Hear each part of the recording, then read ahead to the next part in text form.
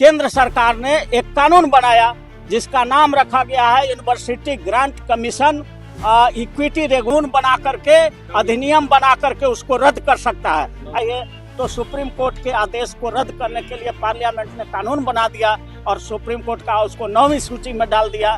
तो 9वीं सूची में जो कानून बना करके डाल दिया जाता है कि उन्होंने 6,643 जातियों को भारत के संविधान में 6 बना दिया।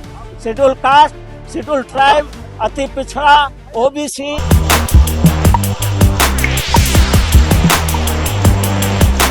नमस्कार, मेरा नाम है कुणाल, वॉइस आप देख रहे हैं। देखिए, पटना हाई कोर्ट के अधिवक्ताओं ने यूजीसी के समर्थन में खोला मोर्चा। आपको बता दें कि पटना हाई कोर्ट के अधिवक्ताओं ने पटना हाई कोर्ट के बाहर यूजीसी के समर्थन में मोर्चा खोल दिया है और लगातार यूजीसी लागू करने की मांग कर रहे हैं। सुनिए उनकी क्या कुछ मांगे हैं और क्या कुछ सरकार से और सुप्रीम कोर्ट से विनती कर रहे हैं। ये जो नया रेगुलेशन बना है उसका विरोध हम लोग नहीं करने आए हैं, हम लोग उसके समर्थन में है। University grant commission equity regulation 2026 ये एक सिंपल कानून बना था कि कोई भी कॉलेज हो, यूनिवर्सिटी हो, उसमें SC ST या OBC के छात्र अगर पढ़ रहे हैं तो उनको 7 क्लास के जो लोग थे, आरक्षण विरोधी मनुवादी लोग थे, वो मेंटल टॉर्चर करते थे, फिजिकल टॉर्चर करते थे, इकोनॉमिकल टॉर्चर करते थे और उस तरह से उसको ह्यूमिलिएट कर करके कॉलेज छोड़ने पर मजबूर कर देते थे। तो उसी से बचने के लिए केंद्र सरकार ने एक कानून बनाया जिसका नाम रखा गया है university grant commission equity regulation. और उस रेगुलेशन को इन लोगों को लगा कि हमारे खिलाफ कानून हो गया। अरे भाई, जुर्म करोगे तो कार्रवाई तो होगी। जैसे schedule caste schedule tribe prevention of atrocity act बना, शेड्यूल कास्ट शेड्यूल ट्राइब पर जुर्म होता था तो कानून बना ना, तो वो कानून लागू है कि नहीं है। उसी तरह से यूजीसी इक्विटी रेगुलेशन एक्ट भी एक कानून है जिसमें दलित, पिछड़े और अकलियत समाज के जो बच्चे पढ़ेंगे उन पर अगर यूनिवर्सिटी में किसी तरह का जुर्म होगा, ज्यादती होगा तो उस पर कार्रवाई होगा। तो इसमें कोई गलत नहीं है। इसलिए आज हम लोग आज सुप्रीम कोर्ट ने स्टे किया है। हालांकि अभी स्टे किया है, फाइनल फैसला आना बाकी है, लेकिन हम लोग ये कहना चाहते हैं कि ऐसा सैकड़ों बार ऐसा हुआ है कि सुप्रीम कोर्ट ने कुछ आदेश कर दिया और वो आदेश अगर देश के हित में नहीं है तो पार्लियामेंट को यह अधिकार है कि सुप्रीम कोर्ट के आदेश को कानून बना करके, अधिनियम बना करके उसको रद्द कर सकता है। ऐसा बहुत बार हुआ है। उदाहरण के लिए साहबानों का केस हुआ था। साहबानों के केस में सुप्रीम कोर्ट ने ऑर्डर कर दिया था कि मुस्लिम महिलाओं को मेंटेनेंस देने का अधिकार है, मेंटेनेंस लेने का अधिकार है।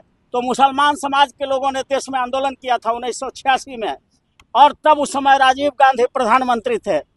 और जानते होंगे आप कि मुस्लिम महिलाओं का जो मेंटेनेंस का जो सुप्रीम कोर्ट ने ऑर्डर कर दिया था उसको रद्द करने के लिए Muslim women rights protection act supreme court parliament ने बना दिया और सुप्रीम कोर्ट का ऑर्डर रद्द हो गया और उस कानून को 9वीं सूची में डाल दिया।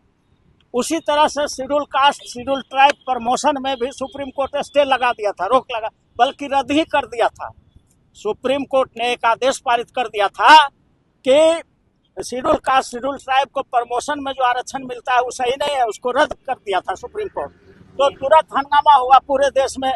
जितने भी हमारे दलित पिछड़ा सब MP थे वो खड़ा हो गए और खड़ा होकर के कहा कि नहीं, ये सही है, वो प्रमोशन में आरक्षण मिलना चाहिए। तो सुप्रीम कोर्ट के आदेश को रद्द करने के लिए पार्लियामेंट ने कानून बना दिया और सुप्रीम कोर्ट का उसको 9वीं सूची में डाल दिया। तो 9वीं सूची में जो कानून बना करके डाल दिया जाता है उस पर देश का कोई भी न्यायालय उसका समीक्षा नहीं कर सकता है, उसको रद्द नहीं कर सकता है। तो हम मांग करते हैं, नरेंद्र मोदी सरकार अगर सही में चाहती है कि ये जो यूजीसी रेगुलेशन रह जाए तो उनको तुरंत एक अधिनियम बना करके और इसको 9वीं सूची में संविधान का अंकित कर देना चाहिए। आपको नहीं लगता कि किसी का गलत उपयोग हो सकता है? कभी नहीं। गलत उपयोग तो किसी कानून का हो सकता है। इसका मतलब देश का सारा कानून को खत्म कर दिया जाए, मर्डर का आईपीसी है, इंडियन पैनल कोड है, मर्डर का उसमें प्रोविजन है कि आजीवन कारावास होगा, उसका भी मिसयूज होता है। तो इसका मतलब उसको खत्म कर दिया जाए पीएनएस को। सुप्रीम कोर्ट ने इस पे तो स्टे लगाया है। सुप्रीम कोर्ट ने स्टे लगाया है, फाइनल अभी आदेश नहीं आया, 19 मार्च को रखा है।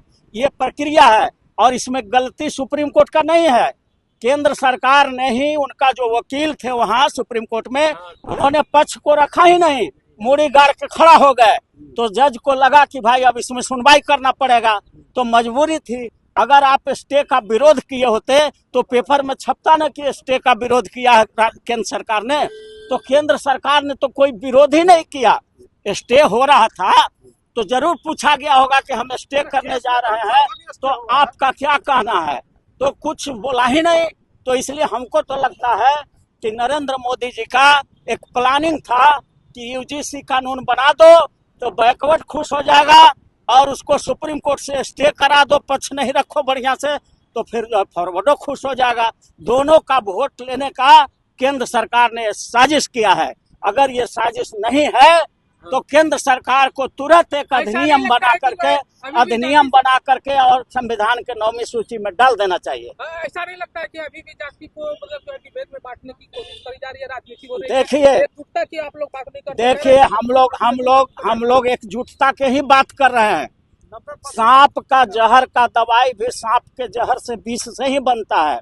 तो मनुवादी लोगों ने देश के बहुजनों को 6,743 जातियों में तोड़ के रखा है। ये तो बाबा साहब अम्बेडकर को हम लोग ये बाबा साहब अम्बेडकर का एहसान है कि उन्होंने 6,643 जातियों को भारत के संविधान में 6 बना दिया। शेड्यूल कास्ट, शेड्यूल ट्राइब, अति पिछड़ा, ओबीसी और माइनॉरिटी और एक जनरल क्लास, तो यही 6 है। अब जो भी जातीयता वाले लोग कहते हैं कि आप जातिवाद कर रहे हैं, तो 6,743 जातियों में तोड़ करके हम लोगों को रखा था, तो उसको बाबा साहब भीमराव अंबेडकर ने भारत के संविधान में 6 कर दिया है। अब हम लोग चले हैं कि इन 6 को एक करें, ये पचबंधन बनाने की बात है और गरीबों की लड़ाई हम लोग लड़ने के लिए यहाँ पर मैदान में उतरे हैं। सुना आपने किस तरह से उन्होंने बताया कि जो सुप्रीम कोर्ट ने स्टे लगा वो गलत है, यूजीसी पूरी तरह से लागू होना चाहिए, क्योंकि सवर्णों द्वारा जो हमेशा दलितों को दबाया जाता है और ये जो है यूनिवर्सिटी में हक दिलाने की बात है, ना ही जातिगत भेदभाव में बंटने की जरूरत है। तो क्या कुछ कहना था उनका आपने सुन लिया। बस हमारे चैनल को सब्सक्राइब करें, इस पेज को लाइक करें। बहुत बहुत धन्यवाद।